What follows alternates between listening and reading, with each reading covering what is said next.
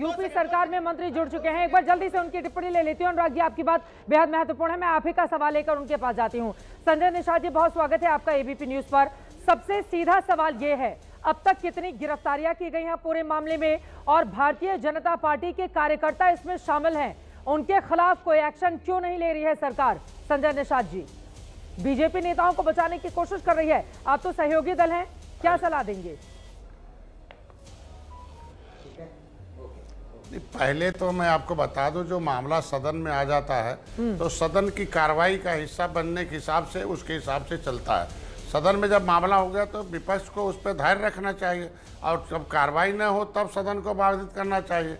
और उनको तो अब तो विपक्ष को कल जवाब देना पड़ेगा ना कि ये जो समाजवादी पार्टी का खुद का पदाधिकारी इसमें शामिल हो और वो खुद का उसको निकाल रहे हो, तभी तो भारतीय जनता पार्टी के पदाधिकारी हैं कि नहीं है, वो कार्यकर्ता हैं कि नहीं, हमने तो निकाला नहीं है ना, तो अटेस्ट किया है। आप लोग आरोप लगाते हैं सब भारतीय जनता पार्टी है, लेकिन आज तो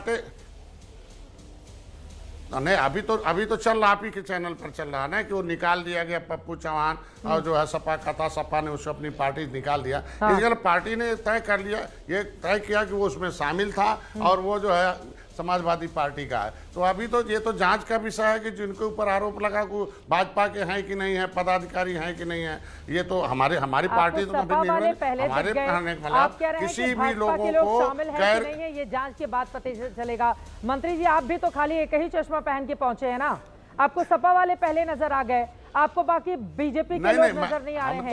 और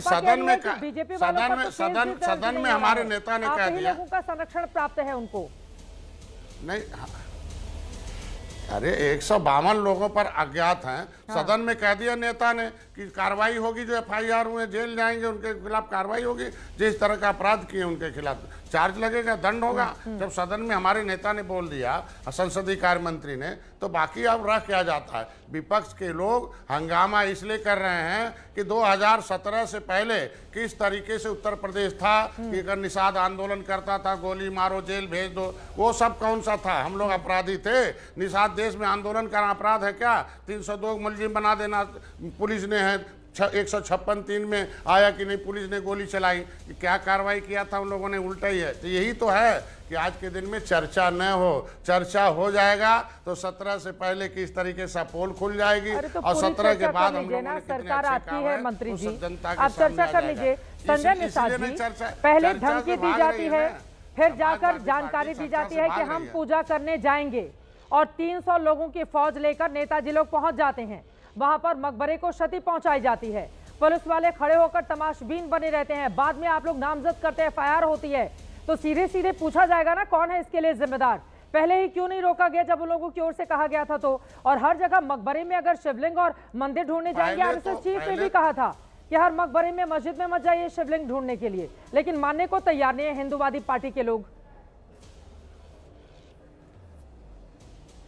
अरे भारत की भूमि भारतीय लोगों की है, और भारत के एक एक इंच की भूमि भारतीय संस्कृति की है, उसमें कौन सी चीज खोजने की बात है? अगर वो शांति कहीं है तो मुसलमान धर्म में तो लिखा हुआ ना कि इबादत जो है विवादित जगह पर इबादत करना गुनाह है। तो जहाँ विवादित, वहाँ तो देख रहा हूँ घास फूस लगा है, कोई चीज वहाँ पूजा पाठ तो होता ही नहीं था। जब घास फूस लगा हुआ, कोई पूजा पाठ नहीं हो रहा था, ये तो विजय है ना। अगर आज के दिन में इस्लाम धर्म के लोग वहाँ पुजारी होते तो शायद इस तरीके का नहीं होता। अब खाली जगह है तो निश्चित रूप से कोई न कोई अगर उनका होता तो पूजा करते। खाली जगह है तो भारत के लोगों का, भारतीय लोग अपना कब्जा करेंगे, उसमें कौन सी? अरे तो अगर इस तरह का मामला है तो कोर्ट में जाकर होगा ना, यहाँ पर किसी का भी मन कर दे और जाकर वो मकबरे पर इस तरह से तोड़फोड़ करने लगे। इस देश में कानून व्यवस्था नाम की कोई चीज है प्रदेश में या फिर नहीं है? इन लोगों को खुली छूट अगर दी जा रही है तो जगह जगह ऐसी स्थिति पैदा हो जाएगी, और फिर आप लोगों के लिए सबसे ज्यादा चुनौती बढ़ जाएगी। अब हमारे दर्शकों को ये बताइए संजय निषाद जी, अब तक कुल कितनी गिरफ्तारियां हुई हैं इस पूरे मामले पर?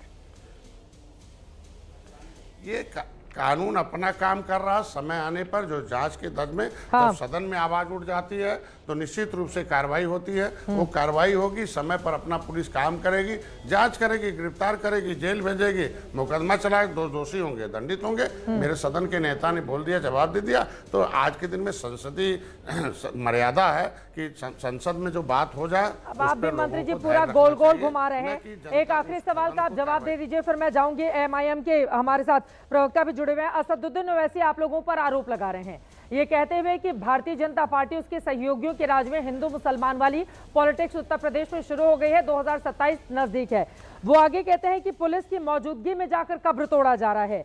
यही लोग अगर मुसलमान समाज के होते तो फिर आप लोग जाकर बुलडोजर चला देते उनके घरों पर, और चूंकि ये दूसरे समाज के लोग हैं तो उनको बचाने का पूरा बंदोबस्त कर रही है यूपी की सरकार।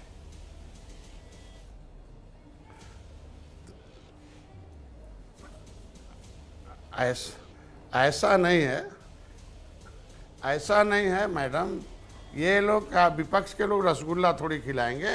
ये तो रसगुल्ले में मौका लगे तो कुछ अलग से कड़वा डाल देंगे लोगों को। यही लोग तो हैं। मैं तो यही कहूँगा, कैराना का दंगा, कैराना का पलायन है, मुजफ्फरनगर दंगा है, ये तो इतिहास रहा इन लोगों ने किस तरीके से है। तो जनता जान के तो मुसलमानों को तय करना है कि हमको किसके साथ रहना है और किसके साथ नहीं रहना है। आज के दिन में ये जो भी प्रदर्शन है, ये जांच का विषय है। इसमें जो लोग भी होंगे वो आएंगे। हमारी सरकार काम भी करती है, आपने देखा होगा।